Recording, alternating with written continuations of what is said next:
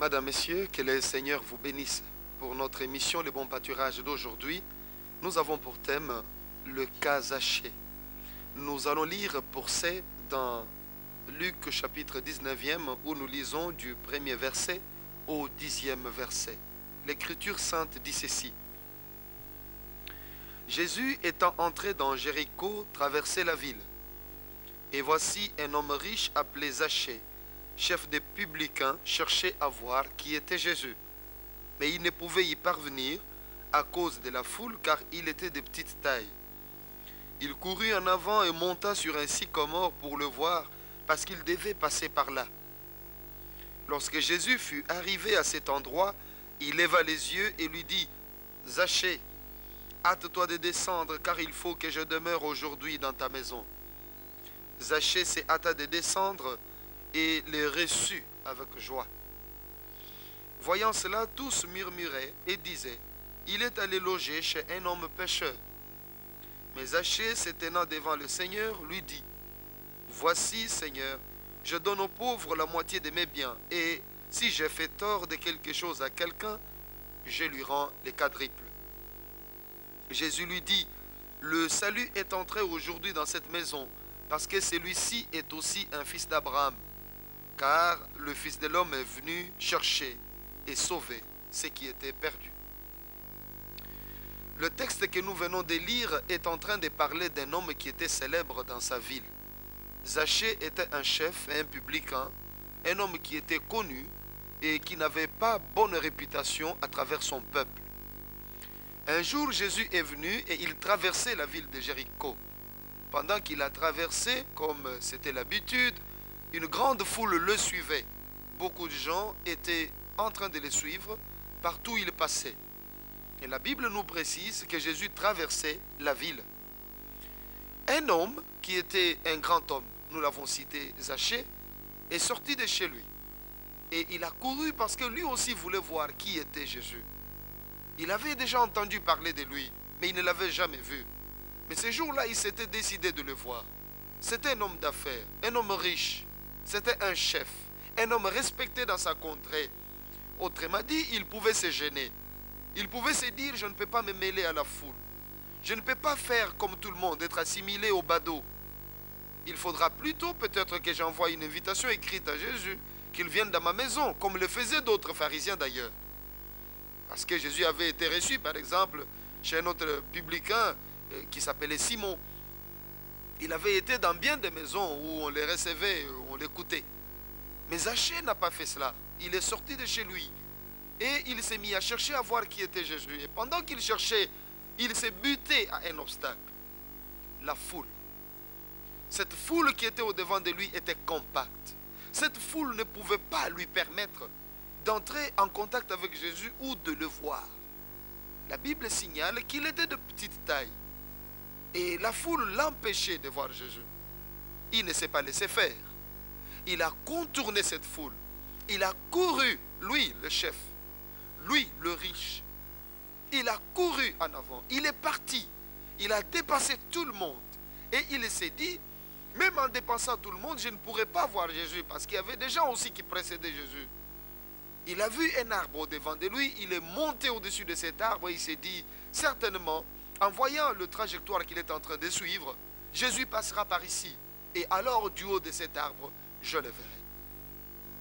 Quand Jésus est arrivé à cet endroit, il s'est arrêté. Il a levé son regard et il a dit à Zachée, « Zachée, descends, car aujourd'hui, il faut que j'habite dans ta maison.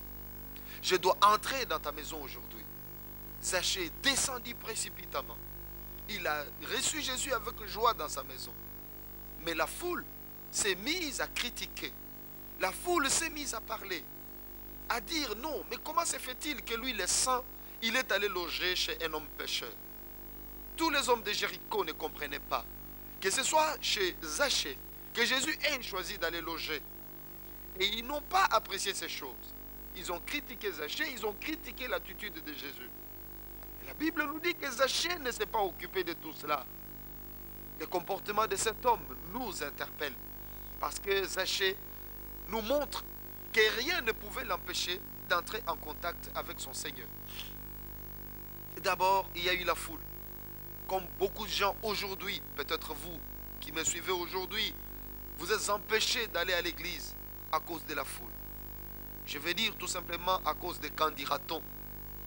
Vous avez peur des autres, de vos frères, de vos amis, de vos soeurs, de vos proches, de tous ceux qui peuvent commenter d'une manière ou d'une autre, de tous ceux qui vous ont connu autrement. Vous avez eu une autre réputation autrefois, d'un homme dur, d'un homme qui ne peut pas se laisser fléchir, d'un homme qui ne peut pas se laisser convaincre par les hommes. Vous avez tellement critiqué des pasteurs, des églises, que vous avez honte aujourd'hui. Même si la soif de Dieu est en vous, même si vous sentez réellement que Jésus vous appelle, vous avez honte de vous approcher. Zachée n'était pas comme ça. C'était un homme d'affaires, c'était un chef. Les gens avaient une certaine opinion sur lui. Mais Zachée, quand son temps avait sonné, quand il a senti qu'il avait en lui le désir de voir Jésus, il n'a pas hésité à courir devant tout le monde. Les enfants, les vieillards, les hommes, les femmes, les étrangers, tous ceux qui étaient là à Jéricho ont vu cet homme courir, cet homme d'affaires, cet homme riche, ces chefs, courir devant les enfants, devant les femmes, pour chercher à voir qui était Jésus. Le Saint-Esprit voudra qu'aujourd'hui, vous preniez votre courage. Il n'y a pas d'autre chemin que la foi en Jésus-Christ. Vous ne pouvez pas être sauvé autrement qu'en donnant votre vie à Jésus. Allez à lui, il vous appelle. Il dit, venez à moi, vous tous qui êtes chargés et fatigués, et je vous donnerai du repos. Les problèmes que vous avez aujourd'hui, il n'y a qu'une seule personne qui peut les résoudre. C'est Jésus-Christ. C'est lui qui peut vous donner la paix dans votre maison. C'est lui qui peut vous donner la paix et la sécurité dans vos activités. C'est lui qui peut vous protéger contre les puissances des ténèbres. Jésus est tout puissant. Il dit que celui qui est dans ma main, personne ne sait me l'arracher. Il est le Dieu bon et miséricordieux. Le Seigneur qui pardonne les péchés des hommes. Si vous acceptez d'aller à lui, vous allez trouver la paix. Faites ce que Zachée avait fait. Zachée ne s'est pas occupé de la foule. Il a vu que la foule était compacte. Cette foule ne lui permettait pas de passer. Lui était de petite taille, oui, par rapport à la foule.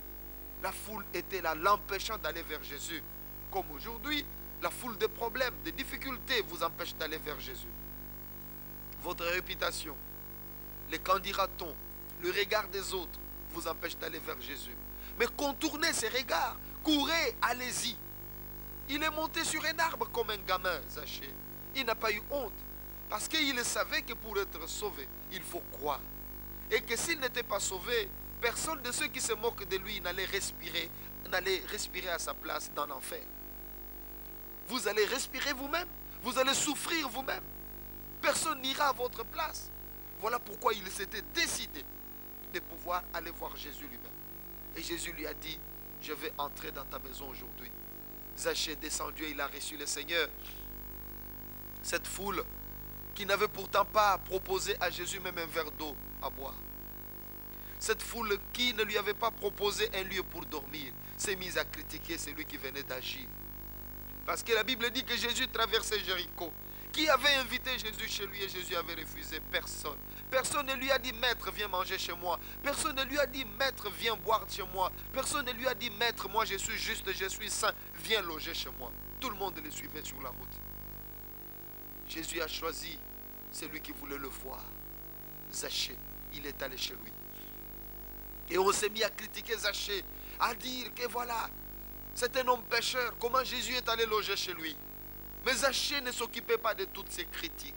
Il a dit, Seigneur, Seigneur, voici, si je fais du tort à quelqu'un, je vais restituer fois 4. Cet homme s'est mis à réparer ses torts au lieu d'écouter les moqueurs. C'est ce que vous devez faire aujourd'hui. Réparez vos torts devant le Seigneur. Repentez-vous de vos péchés et le Seigneur vous fera grâce. N'écoutez pas les commentaires des autres. C'est que les autres décident à votre place. Vous suivez le Seigneur. Repentez-vous de vos péchés. Zachée s'est repenti ainsi devant le Seigneur. Et le Seigneur a dit à tous ceux qui étaient là, il dit, le salut est entré aujourd'hui dans cette maison parce que celui-ci est aussi un fils d'Abraham. Car le Fils de l'homme est venu chercher et sauver ceux qui étaient perdus. Le salut est entré dans cette maison. Et La maison où le salut veut entrer aujourd'hui, c'est votre corps. Parce que la Bible nous dit que votre corps est le temple de Dieu. Dieu veut habiter dans votre corps. Et pour que Dieu demeure là, pour que le salut demeure en vous, il vous faudra accepter Jésus-Christ dans votre vie comme votre sauveur personnel. Zachée l'avait reçu chez lui et la vie de Zachée avait changé. Cet homme n'était plus le même. Il ne commettait plus extorsion. Il ne faisait plus souffrir des gens. Ce n'était plus un homme injuste. C'était un homme qui s'était mis en ordre avec son Dieu. Répentez-vous. Acceptez Jésus dans votre vie comme votre sauveur personnel et vous aurez la vie éternelle. C'est lui, Jésus, qui reviendra lorsque la trompette sonnera. C'est lui qui descendra, qui viendra pour délivrer, pour prendre son église et l'enlever. C'est Jésus qui viendra enlever l'église pour l'amener dans le saint royaume céleste. Si vous l'acceptez aujourd'hui comme votre sauveur personnel, vous allez contempler sa gloire. Et au jour du jugement, vous serez sauvés. Vous n'allez pas être jugé, mais vous allez passer du jugement à la vie. Parce qu'il a promis et il tiendra parole. Zachée a été sauvé parce qu'il a cru. Il a cherché à voir Jésus. Il n'a pas tenu compte de mon cœur. Il a couru. Et le Seigneur est allé entrer dans sa maison pour y habiter. Aujourd'hui, si vous acceptez Jésus dans votre vie comme votre sauveur personnel, le Seigneur va vous donner la vie. Le Seigneur va pardonner tous vos péchés. Le Seigneur va vous délivrer. Je vous invite maintenant à le recevoir à travers cette prière. Répétez cette prière après moi. Et Jésus-Christ deviendra votre Seigneur et votre Sauveur. Votre vie ne sera plus jamais la même. Seigneur Jésus-Christ, je te reçois dans mon cœur comme mon Sauveur personnel. Je confesse mes péchés. Je me reconnais pécheur. Je te supplie, mon Dieu, donne-moi la paix et la vie. Je t'aime, Jésus, et je t'adore. Au nom de Jésus. Amen. Vous venez de recevoir Jésus-Christ dans votre vie comme votre sauveur personnel. Ne restez pas à la maison, allez voir le pasteur de l'église la plus proche de votre lieu de résidence. Il priera pour vous, il vous baptisera et il vous donnera des enseignements utiles pour votre croissance spirituelle. Si vous avez d'autres préoccupations, vous pouvez toujours prendre contact avec nous. À demain, même chaîne, même heure.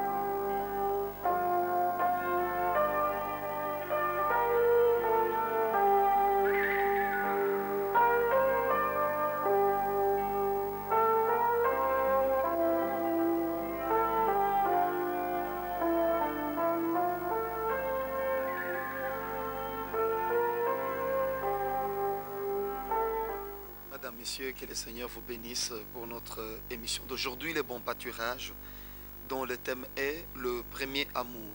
Nous commençons immédiatement avec une lecture dans Apocalypse chapitre 2, où nous lisons du premier verset au 7e verset. La Bible nous dit: écrit à l'ange de l'église d'Éphèse, voici ce que dit celui qui tient les 7 étoiles dans sa main droite, celui qui marche au milieu des 7 chandeliers d'or. Je connais tes œuvres, ton travail et ta persévérance. Je sais que tu ne peux supporter les méchants, que tu as éprouvé ceux qui se disent apôtres et qui ne le sont pas, et que tu les as trouvés menteurs. Que tu as de la persévérance, que tu as souffert à cause de mon nom, et que tu ne t'es point lassé. Mais ce que j'ai contre toi, c'est que tu as abandonné ton premier amour. Souviens-toi donc d'où tu es tombé. Répands-toi et pratique tes premières œuvres. Sinon je viendrai à toi et j'ôterai ton chandelier de sa place, à moins que tu ne te répandes. Tu as pourtant ceci, c'est que tu hais les œuvres des Nicolaïtes, œuvres que je hais aussi. Que celui qui a des oreilles entendre ce que l'Esprit dit aux églises. À celui qui vaincra, je donnerai à manger de l'arbre de vie qui est dans le paradis de Dieu. Nous avons à travers cette référence la parole du Seigneur.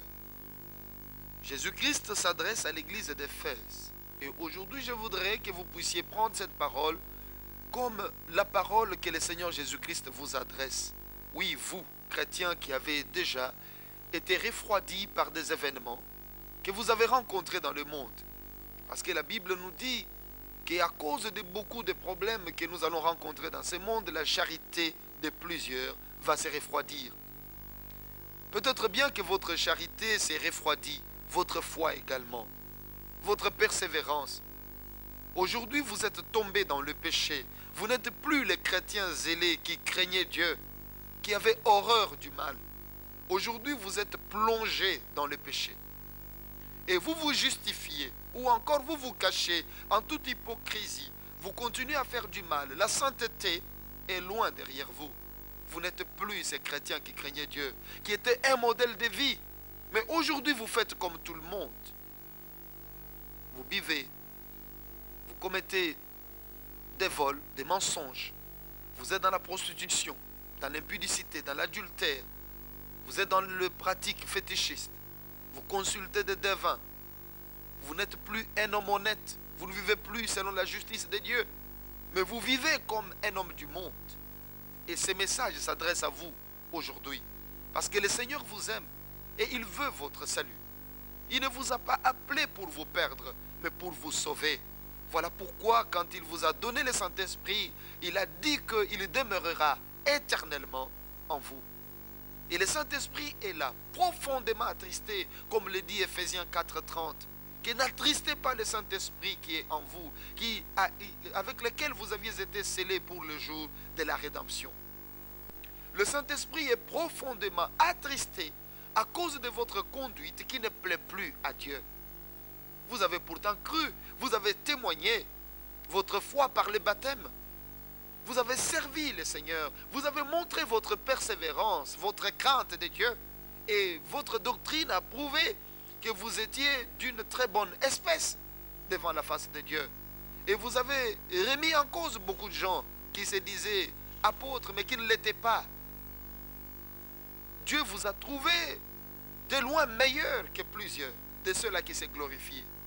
Et voilà où est-ce que vous en êtes aujourd'hui. Vous êtes réduite à l'hypocrisie, à vous cacher pour pécher, à faire tout ce qui ne peut pas honorer le royaume de Dieu ni le nom du Seigneur.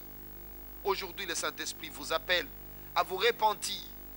Parce que le Seigneur le dit à travers sa lettre à l'église d'Éphèse.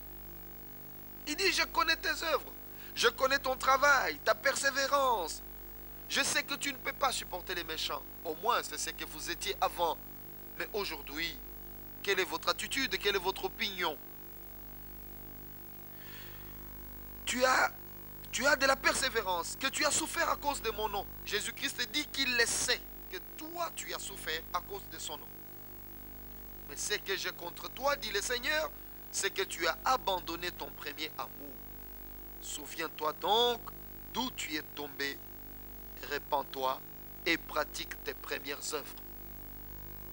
C'est là le message que le Saint-Esprit vous apporte.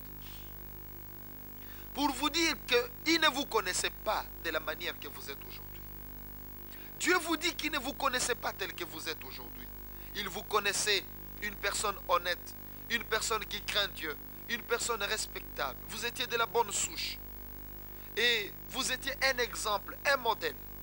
Le Seigneur vous aimait beaucoup et il continue à vous aimer jusqu'aujourd'hui. Mais aujourd'hui, le Seigneur trouve que vous avez changé. Vous n'êtes plus la même personne. Vous vous comportez de la même manière que les païens, de la même manière que des personnes qui ne craignent pas Dieu. Vous êtes dans la fraude. Vous êtes dans le mensonge. Vous êtes dans le vol. Vous faites n'importe quoi. Voilà pourquoi le Seigneur est venu à vous aujourd'hui pour vous rappeler à l'ordre. Pour vous dire, répentez-vous. Répentez-vous. Voilà le message qu'il vous donne. Il veut que vous puissiez revenir et que vous puissiez pratiquer votre premier amour. Que vous ayez le même zèle que vous aviez au commencement. Ces zèles qui vous poussaient à chanter pour lui. Ces zèles qui vous poussaient à prêcher sa parole. Ces zèles qui vous poussaient à le servir dans l'église. Ces zèles qui vous poussaient à apporter même votre argent pour l'œuvre de Dieu. Mais aujourd'hui, à cause peut-être de certaines raisons qui ne vous sauveront pas d'ailleurs, vous ne voulez plus aller à l'église, vous ne voulez plus servir le Seigneur. Interrogez-vous. Est-ce que toutes ces raisons que vous avez vous justifieront au jour de l'avènement du Seigneur? Même si quelqu'un vous a fait du mal. Est-ce que c'est Jésus qui vous a fait du mal ou bien c'est un homme comme vous? Pensez à votre vie éternelle. Vous n'avez pas cru en Jésus pour telle ou telle autre personne. S'il y a eu des hommes qui se sont mal conduits au-devant de vous et qui vous ont conduit, ou qui sont devenus, disons, une occasion de chute pour vous, ce n'est pas Jésus qui a été une occasion de chute pour vous. Et pourquoi vous lui avez tourné le dos? Le Seigneur vous appelle. Il vous invite pour que vous puissiez arriver à la repentance, à la vie éternelle.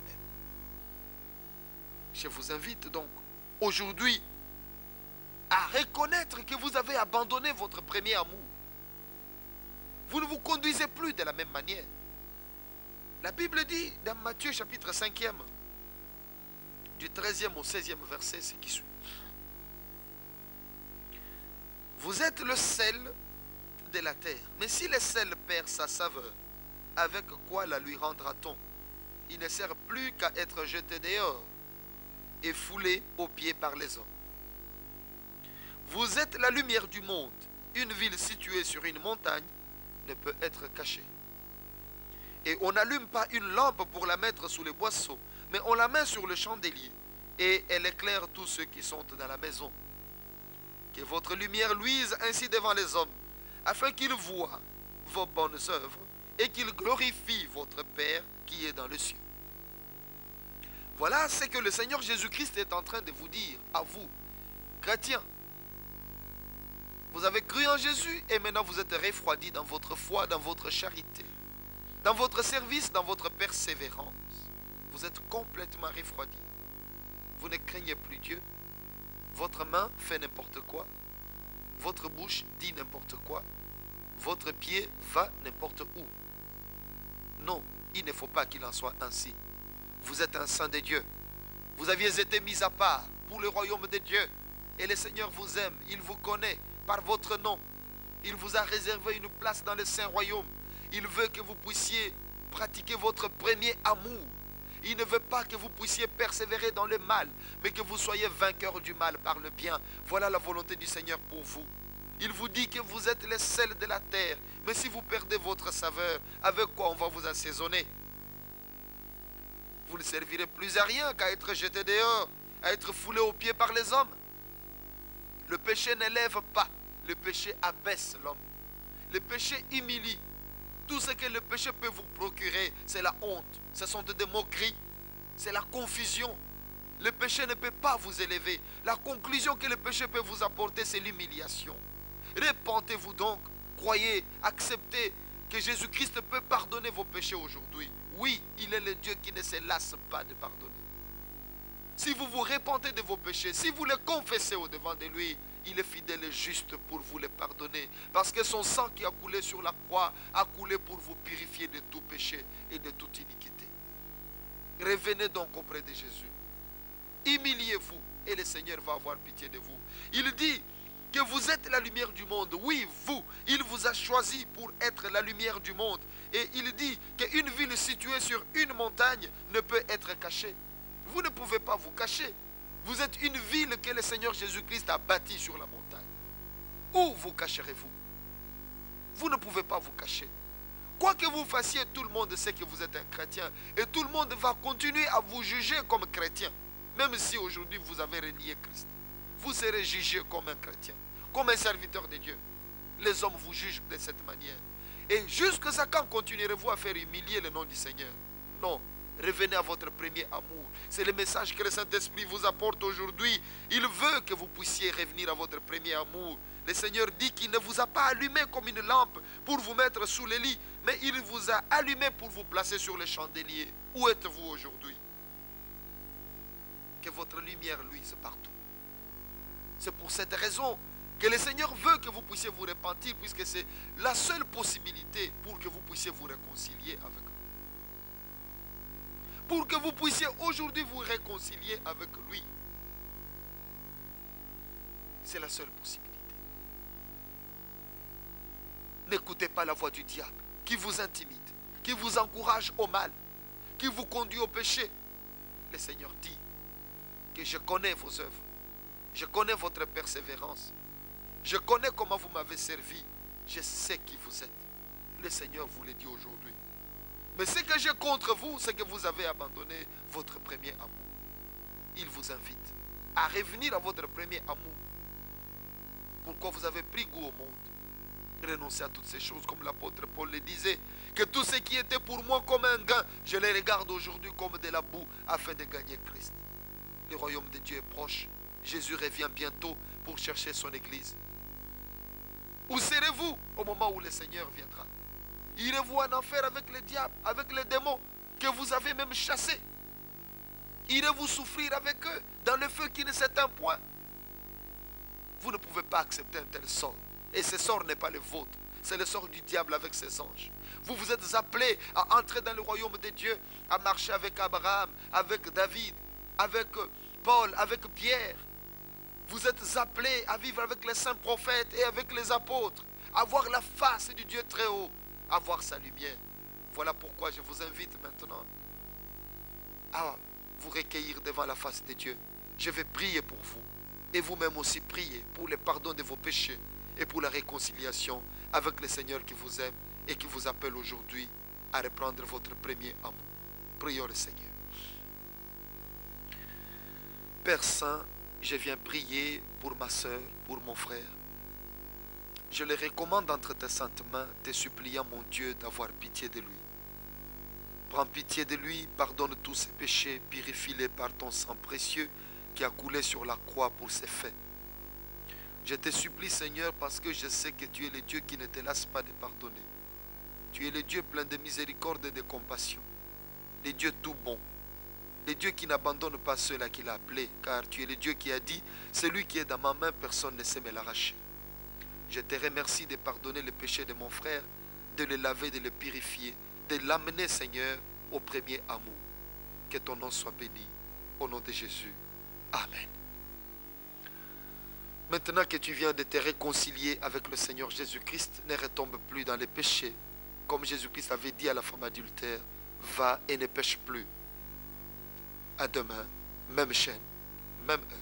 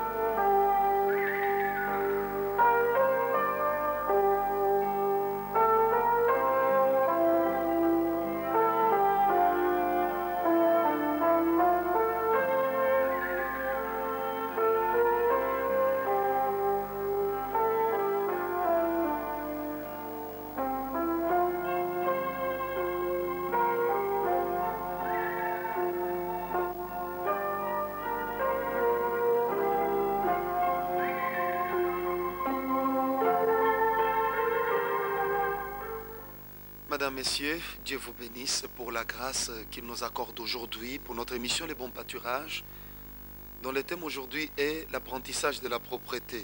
Nous nous adressons exclusivement aux jeunes filles aujourd'hui parce que l'apprentissage de la propreté est très important dans la vie des jeunes filles. Ce sont des futures mères qui doivent s'occuper du bien-être de la famille. La propriété permet à la famille, n'est-ce pas, de pouvoir être protégée contre des maladies infectieuses et des maladies contagieuses aussi. La fièvre typhoïde, à titre d'exemple, ou encore le choléra et tant d'autres, qui peuvent être évités grâce à la propreté. Alors, nous nous sommes rendus compte que, surtout dans notre ville, beaucoup de jeunes filles, même chrétiennes, ne s'adonnent pas tellement à l'apprentissage de la propreté. Nous disons que la propreté n'est pas innée, c'est quelque chose qui s'apprend. Et si vous n'avez pas assez d'humilité, vous ne pouvez rien connaître. Vous aurez même des servantes ou des employés de maison. Mais vous ne saurez même pas être propre parce que vous ne saurez pas comment leur répartir des tâches. Quels ordres leur donner. Vous ne saurez pas le faire parce que vous-même, vous n'êtes pas propre. Vous ne saurez pas commander vos propres serviteurs. Alors c'est pour cela que nous sommes en train de donner cette exhortation aujourd'hui, car elle fait partie de l'obéissance qui est prêchée dans la parole de Dieu, que les enfants doivent être obéissants à leurs parents. Et beaucoup de jeunes filles ne sont pas obéissantes.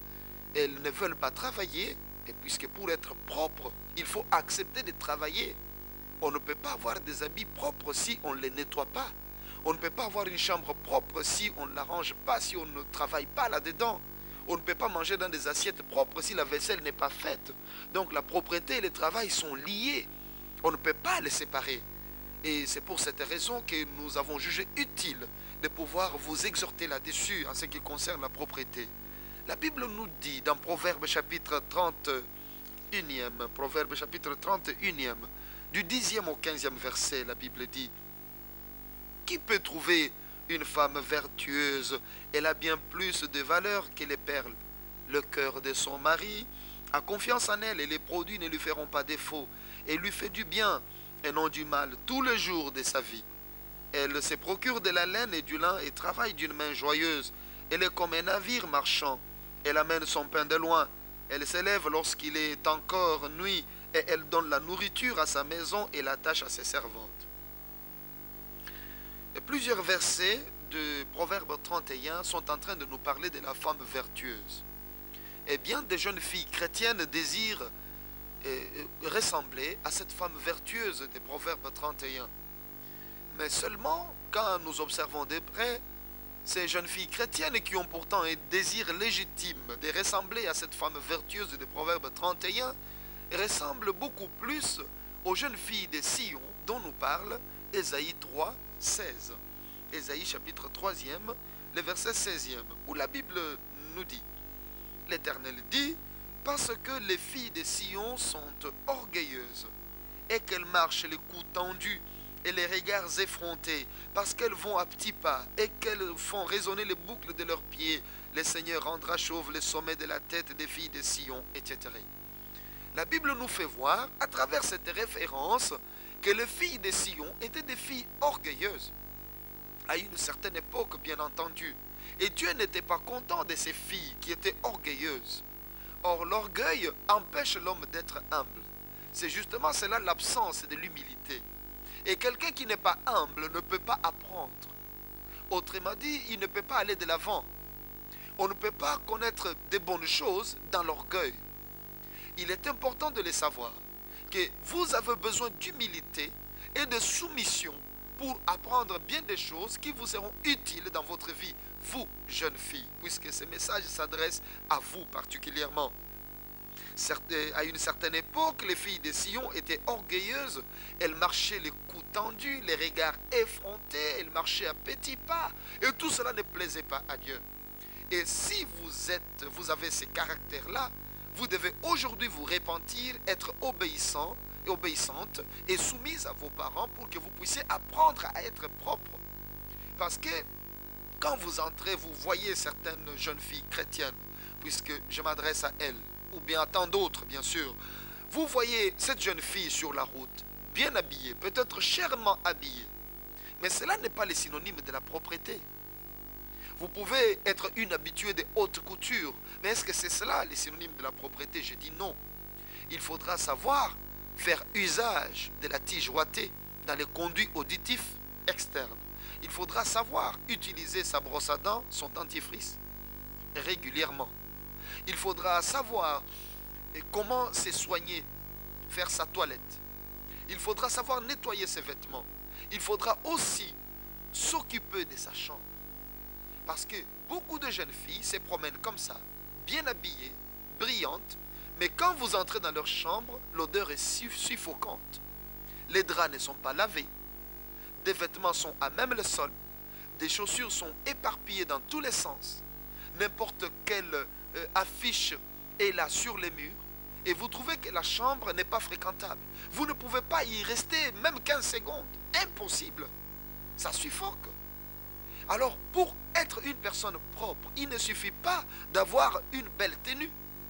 Mais on voit la propreté d'une personne à partir de sa chambre, à partir de sa cuisine. Vous mangez, vous terminez, et vous quittez la table comme ça, sans débarrasser la table. Et ces assiettes peuvent rester sales toute la journée. Des mouches viennent là-dessus. Et vous êtes tranquille. Une fille qui veut devenir une femme vertueuse ne peut pas se conduire de cette manière. Si vous voulez ressembler à cette femme vertueuse des Proverbes 31, vous devez savoir nettoyer les assiettes immédiatement après avoir mangé. Et vous devez apprendre à servir toujours dans un verre propre. Parce que vous trouverez des jeunes filles qui servent de l'eau à boire, c'est un petit exemple, mais qui peut vous permettre de comprendre de quoi nous parlons. Un verre qui n'est pas sec, qui est avec de l'eau dedans, de l'eau un peu partout. Or, on doit servir de l'eau à boire dans un verre sec. Alors là, ce sont des petits exemples. Mais si vous n'apprenez pas, si vous ne vous soumettez pas à vos parents, si vous n'êtes pas obéissante, jeune fille, vous ne pouvez pas parvenir à apprendre toutes ces choses. Vous ne pouvez pas aller de l'avant. Alors, la propreté s'apprend. Ce n'est pas quelque chose d'inné. Ça s'apprend. Il faut être soumise. Vous devez être soumise. Vous devez être obéissante. Et vous allez apprendre beaucoup de choses auprès de vos parents. Il faut éviter l'orgueil. Utilisez également le coupe-ongle. Vos mains sont dans quel état? Vos pieds sont dans quel état? Vous les avez introduits dans de belles chaussures, mais vos pieds sont dans quel état? Il faut savoir bien les soigner, bien soigner vos mains, derrière vos oreilles, là où l'œil de l'homme ne peut pas voir. C'est à ce moment-là qu'on peut se rendre compte que cette personne est propre. Et quand on regarde les têtes d'oreiller où on les met un peu au nez, on sent l'odeur. Que voilà, ces têtes d'oreiller n'ont jamais été nettoyées depuis plusieurs mois. C'est une honte. Apprenez à être propre. Et pour être propre, vous devez accepter de travailler. Vous devez accepter d'être obéissante. Vous devez accepter d'être soumise à vos parents. Et vous devez mettre en application ce qu'ils vous disent. Ne dites pas que quand je vais me marier, je vais le faire. Si vous ne le faites pas maintenant, quand vous serez marié, vous ne le ferez pas non plus. Parce que vous n'avez jamais appris ces choses. Et vous ferez tout d'une mauvaise manière. La Bible nous dit, dans Tite, chapitre 2, du 3e au 5e verset, ce qui suit, dit que les femmes âgées doivent aussi avoir l'extérieur qui convient à la sainteté. N'être ni médisantes ni adonnées au vin, qu'elles doivent donner de bonnes instructions, dans le but d'apprendre aux jeunes femmes à aimer leurs maris et leurs enfants, à être retenues chastes, occupées aux soins domestiques, bonnes, soumises à leur mari, afin que la parole de Dieu ne soit pas blasphémée. Nous voyons à travers ces recommandations de l'apôtre, en ce qui concerne une femme accomplie, nous voyons que dans toutes les recommandations qui sont là, il y a également cette recommandation qui concerne l'amour du mari et des enfants. Vous ne pouvez pas dire que vous aimez votre mari ou vous aimez vos enfants si vous les servez dans des assiettes qui sont sales, si la propreté est le cadet de vos soucis, si vous ne tenez pas bien votre maison. Parce que là, ce sont des maladies que vous invitez. Et ce n'est pas le bien-être de la famille que vous recherchez à travers la saleté. Il faut avoir horreur de la saleté. Une femme propre a horreur de la saleté. Alors, nous voyons là qu'on nous dit que cette femme doit s'occuper des soins, être occupée aux soins domestiques. Et quelqu'un qui est occupé aux soins domestiques, c'est une personne qui a appris à travailler. Et si vous n'avez pas appris à travailler, vous n'avez pas accepté d'être soumise à vos parents, à être obéissante, jeune fille, vous ne pouvez rien faire. Aujourd'hui, c'est un jour de grâce que le Seigneur vous accorde. La propriété, on arrive à être propre à partir de l'obéissance aux parents ou encore des titulaires, des personnes qui vous encadrent. Et si vous êtes obéissant, vous écoutez, vous êtes humble aussi. À ce moment-là, vous pouvez parvenir à faire des bonnes choses dans votre vie. Mais vous ne devez pas avoir une démarche orgueilleuse, un regard hautain, et vous ne savez rien faire. Vous vous asseyez dans un salon où il y a des langes mouillés, des urines des enfants qui sentent mauvais au salon même, mais vous avez des pieds bien garnis de vernis. Mais à côté de vous, vous avez des assiettes sales. Ça, ce n'est pas la propreté. Il est important de savoir que pour être propre, il faut accepter de se salir les mains. Donc, il faut travailler.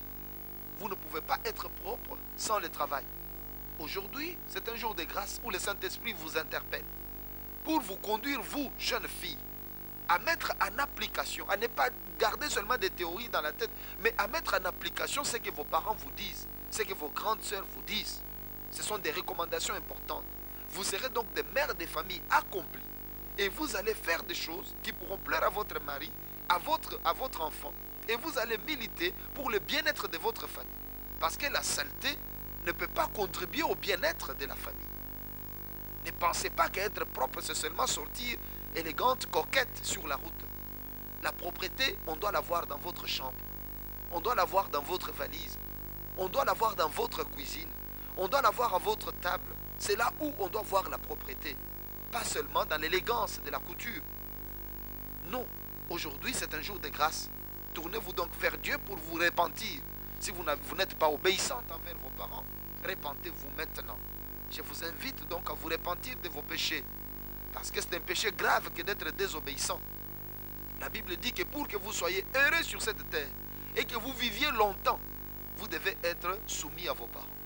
C'est le premier commandement avec promesse. Vous pouvez le lire dans Éphésiens chapitre 6e, vous trouverez cette référence.